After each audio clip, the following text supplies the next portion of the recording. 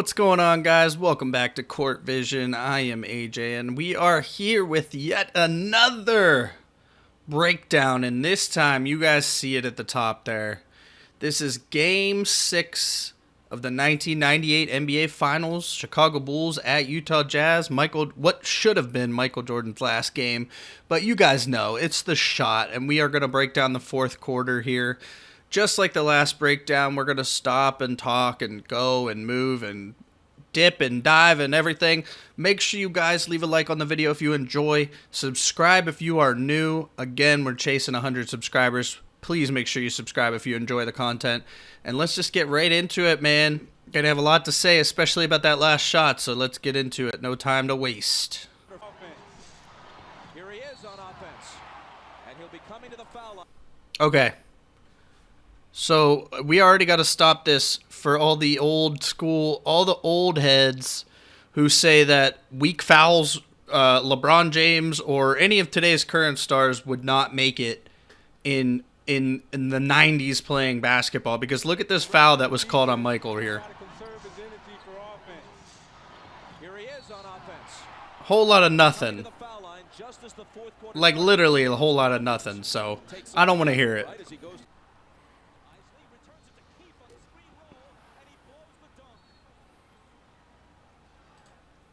Again, today's game doesn't have guys like this. I'm not saying he wasn't good. I'm not saying he wasn't athletic, but there's really nobody that plays valuable minutes in the NBA, including the playoffs, that is like James Keefe. So again, all the old guys that say today's players couldn't hack it back then, this was not an uncommon type of guy.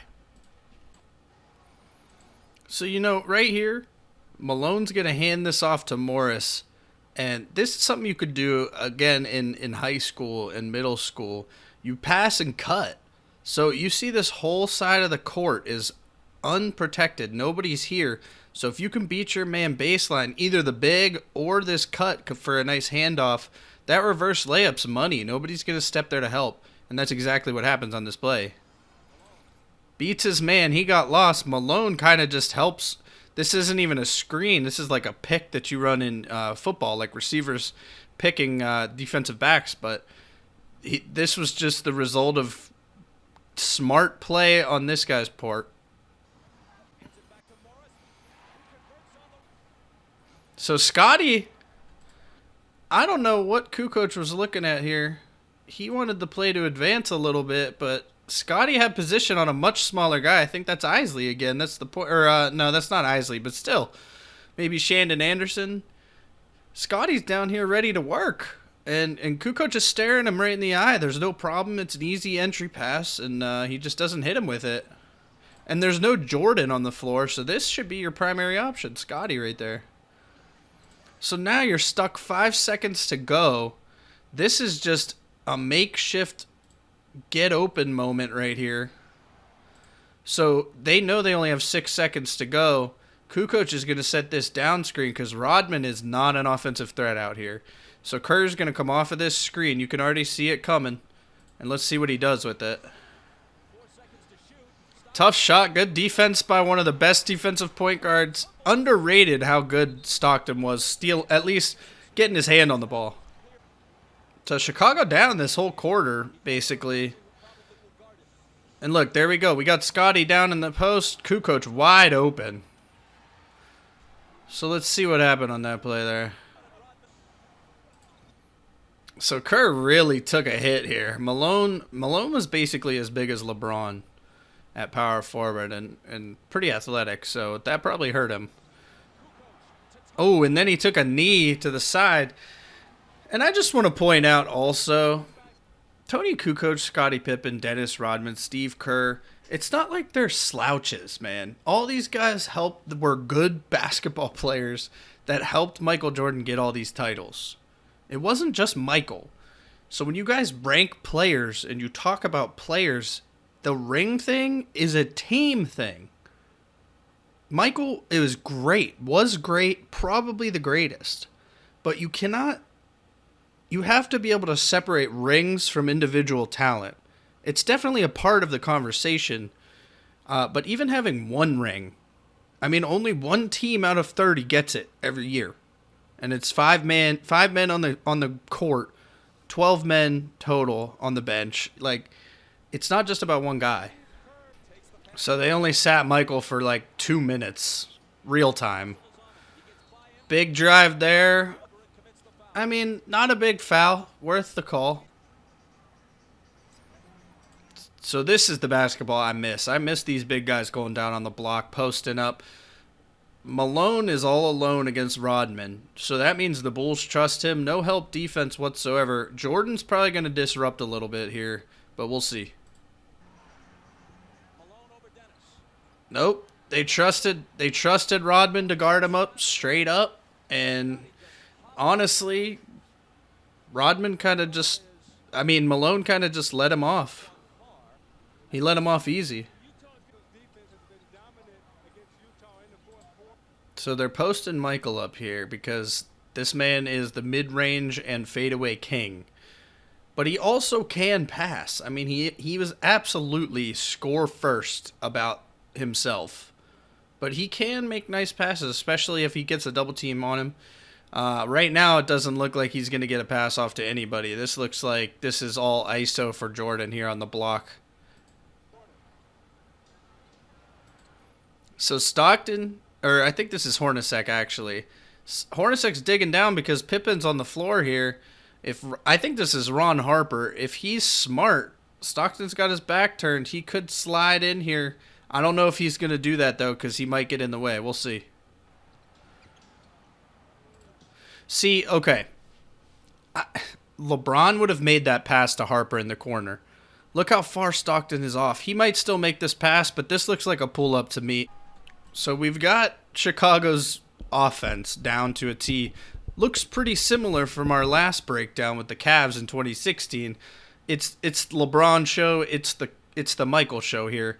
But the difference is when LeBron gets the ball, the defense does not sit here. They help. Like, look at this. Who in their right mind? This is the greatest player of all time, arguably. And you're letting Jeff Hornacek cover him one-on-one. What are you doing? Same setup. Michael down on the block. It's probably going to be another mid-range. But he seems tired, so he's not hitting him automatically like he was. Clank. What a beautiful pass by John Stockton. Sees his man. He's always looking for Carl.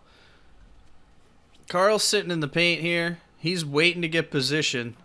He sees that Stockton picks up his dribble. He kind of pushes Rodman off, honestly. But that's how he got his space, and he got the foul. All right, so there's Michael. You can see him coming through the double screen. Easy jumper here. And another clank. Not as automatic as you'd think, I guess. Pick and roll, Stockton, one of the best in the game. Point guards, anybody going to be coming off a screen? Ball handlers. If there is no pressure, if nobody steps up on that screen and you're attacking his shoulder, the screener's shoulder, as soon as you turn that, you pull up for that jumper. Master that. Practice that. Screen. His man is lost. I think it's Scotty down here but actually it should be Rodman. So he knows that already. Nobody within any kind of space. If you see that as a guard, any ball handlers out there, practice this.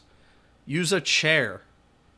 Go around it like it's a screen and pull up. Get that feel. Make that muscle memory. Because Stockton just drilled this. So now the Bulls are using a good passer with size advantage against John Stockton. He's got about 2 or 3 inches and definitely some weight. But they're also trying to get Jordan open off the ball so he doesn't have so much pressure of handling the ball every time down the floor. He got a wide open look off this screen.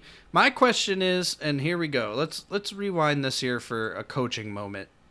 Russell saw this screen coming when he was over here at the 3-point line. Why is he not up on Michael? Going over top of that screen. Guys, make your decision when you see the screener coming. You're either going under or you're going over. Make the decision. Call the switch. In this case, Russell reacts too slowly to either, and Michael gets a wide open look here. And to Michael's credit, he read the screen really well. But that's easy. You got to go over that. And Mike didn't even make it. So here comes the pick and roll. The best in the biz. John Stockton, Karl Malone. Malone's got that mid-range where he can actually bury it. So he could do a pick and pop here. Could do a pick and roll. So right here, it really looks like he could do either, but it looks like he might shift over into this area and take the mid-range J. Or Stockton could drive on Scotty, but I don't think he's going to do that because of the length.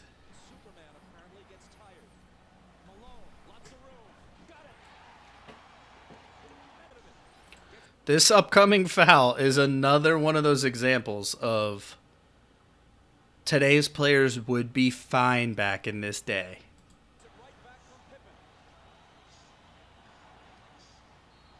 They called the foul on this. Dude, I can't even explain why this would be a foul, but this is an infamous foreshadowing right here between Michael Jordan and Brian Russell.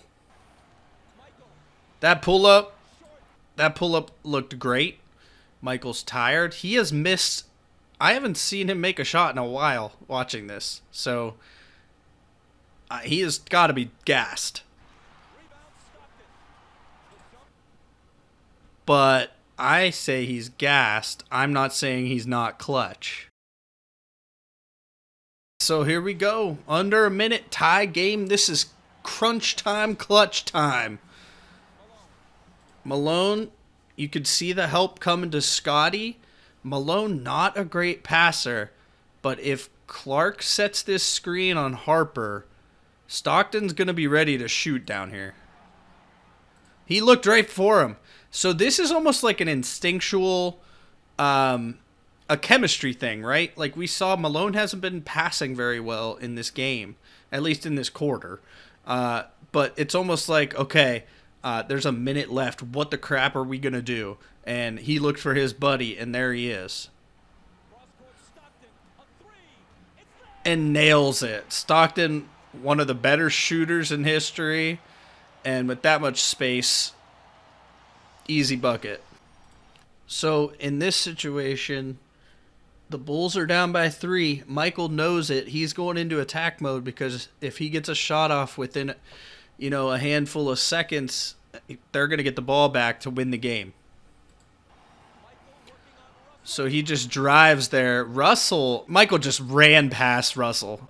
This right here is one of the most historical moments on each end of the basketball court in NBA Finals history.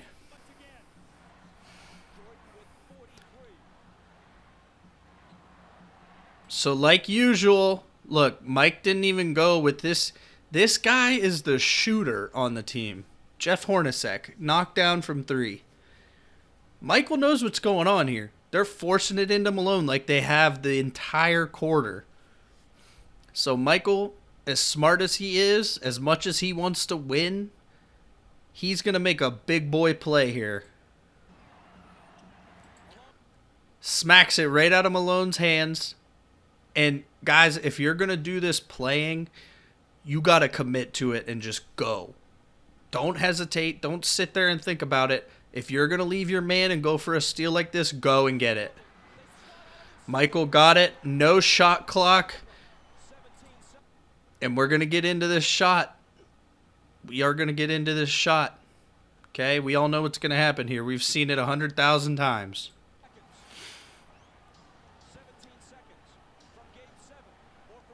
Everybody on the planet, and I actually watched this live. I was 8 years old when this happened. I actually remember where I was, and I was watching it live. I actually remember everything about it. Okay. Was this a push-off? Was it a foul? Was it not? We got to go in slow-mo. Okay, so watch Michael's left hand. Michael's hand is right on that booty cheek. And yes, momentum has Michael stopping right now on that right foot. And Russell's going this way. But not dramatically. He is not dramatically going this way. Until he pushes off. It's so easy to see. It is so easy to see.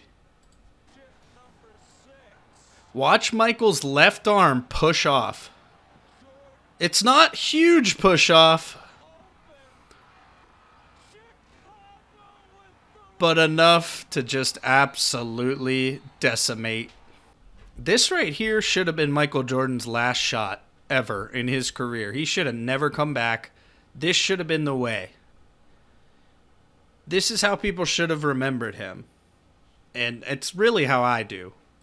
So something I don't remember is actually how Utah answered this. 5 seconds is plenty of time to get a shot, so I want to see what they did here because I don't remember.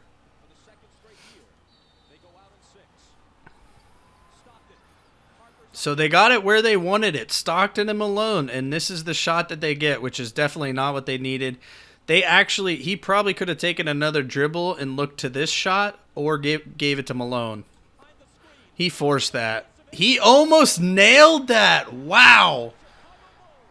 Oh my goodness. Stockton almost nailed that. But this is about Michael Jordan and the shot and number 6. That is going to do it for me, guys. I hope you enjoyed this as much as I did. I love going back and looking at this stuff. Make sure you leave a like if you enjoyed the video. Leave something in the comments. Let me know what you would like me to break down next. I'd like to do live stream on Twitch and watch with some of you guys. If you want to do that, we can record it and put it on YouTube. Whatever you guys want to do. But make sure to subscribe if you are new. And I will see you guys in the next one.